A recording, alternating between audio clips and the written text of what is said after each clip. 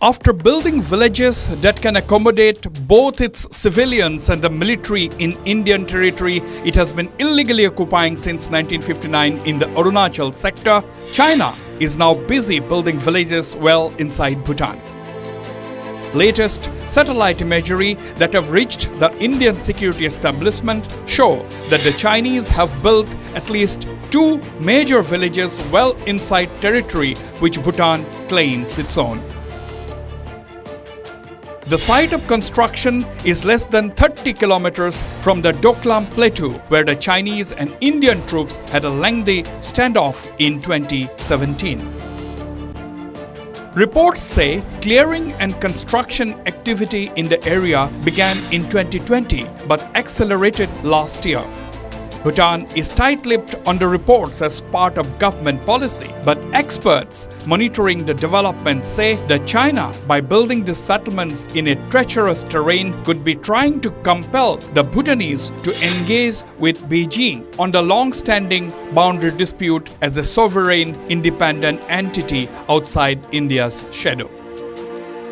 It is well known that Bhutan has been a traditional ally of India, with New Delhi having a say in key areas such as security and development.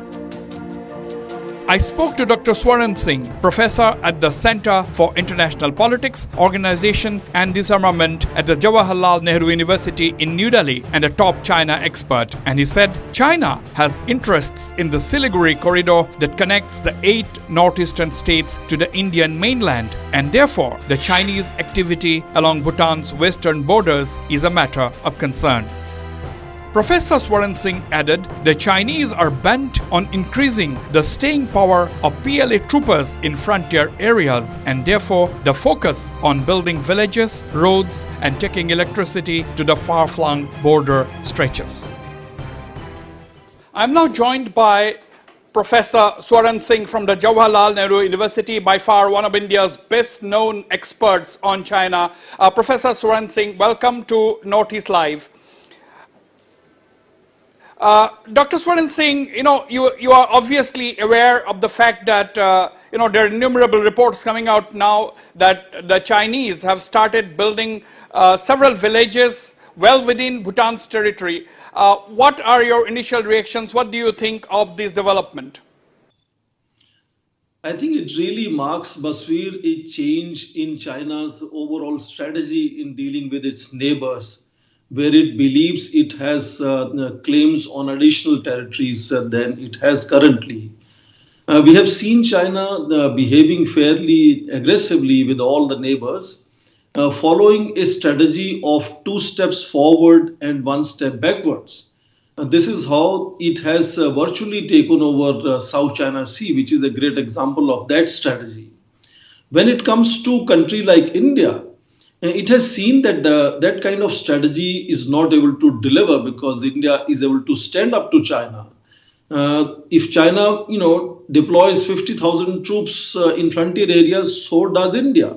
Or we have seen in 2017 in Doklam crisis, India can stand up eyeball to eyeball for a longer period as well, for up to 10 weeks. So it is a change in China's strategy from 2 steps forward, 1 step backwards, to now ensuring long-term, large-sized forward deployments in terms of focusing on tiring out the adversary or the neighboring country. And in that sense, this is part of infrastructure building, which China has been doing for the last 30 years in the border areas. But now primarily focusing on modernizing these villages across the border in frontier areas to make them as support systems for continuous long-term forward deployment of People's Armed Police and People's Liberation Army, so that they can continuously for longer term be deployed in forward areas in order to sort of.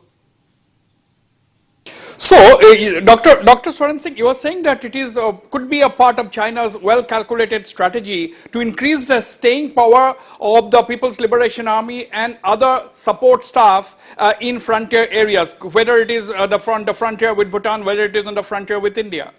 Exactly, Basveer, you're right. It is fundamentally staying power competition which Chinese are now focusing on.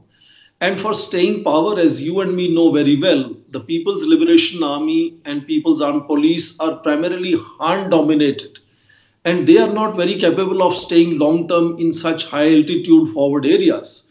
And therefore, potentially, China is developing hundreds.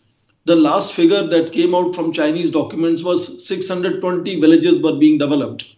So it's partly next to Bhutan and all across the border with India, where these villages are being modernized and developed to become support systems not only in supporting the current PAP and PLA, but potentially because strategy is long term, it is aiming even to treat those villages for recruitment because those people are far more acclimatized to these high altitude areas. They are familiar with those areas.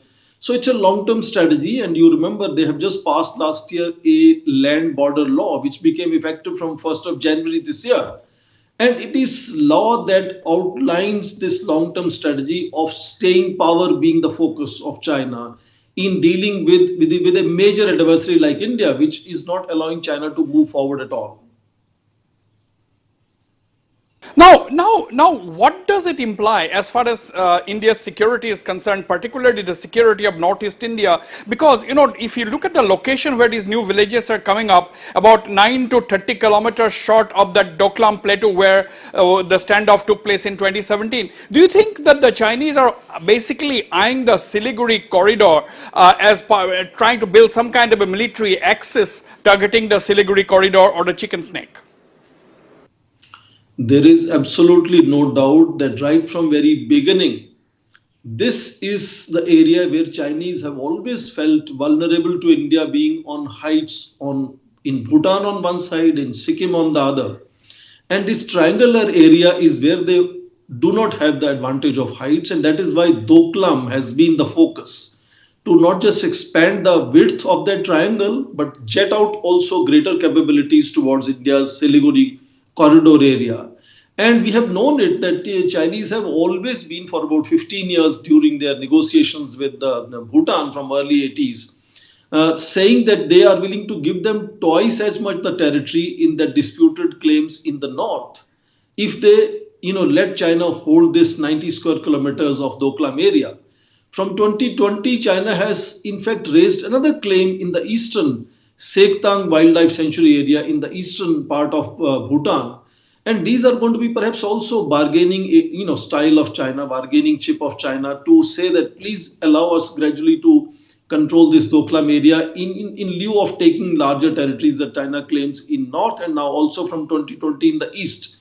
But I think this gradually is part of that whole infrastructure building, which is also going to perhaps hope from the Chinese side that the Bhutan will see it as a fait accompli for them. And finally, find that bargain of swapping territories much more attractive. And I think India has to be very careful. So it's not only when China starts building villages next to Bhutan areas or next to Arunachal Pradesh, it is part of an overall strategy that China has with the eye on India. Because even in case of Bhutan, it is India that stands up to China. It's not just when it comes to Indian borders. So this building of infrastructure is long-term strategy with an eye on India. Right. Finally, Dr. Swaran Singh, what should be India's response now, according to you? I think it has to be multi-pronged approach of building good partnerships with all neighboring countries of China. And you're hearing that the recent missile deal for supplying BrahMos to Philippines. We are in advanced negotiations with Indonesia, Vietnam, and other countries, Saudi Arabia, South Africa. So in that sense, building a close cooperation with the entire periphery of China, that's one. Making our defense sector far more autonomous and independent, self-reliant. For example, Prime Minister last year mentioned that India's defense exports should cross $5 billion by 2025. And in that sense, also allowing greater focus on defense exports. We now have a special office in the Department of Defense Production to look after these exports. India has expanded the foreign direct investments into government to government cooperation, 100% government to private cooperation, 74%.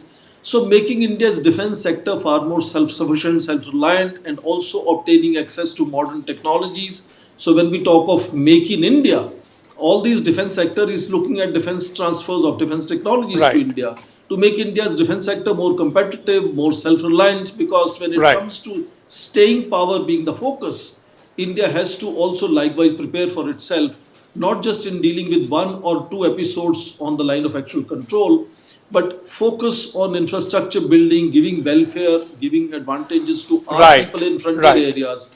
So Yeah. India also has to build frontier areas, not just in terms of military management, but also civilian infrastructure, which is going to support armed forces in frontier areas. Articulate as always, Dr. Swaran Singh. Thank you very much indeed for speaking to Northeast Live.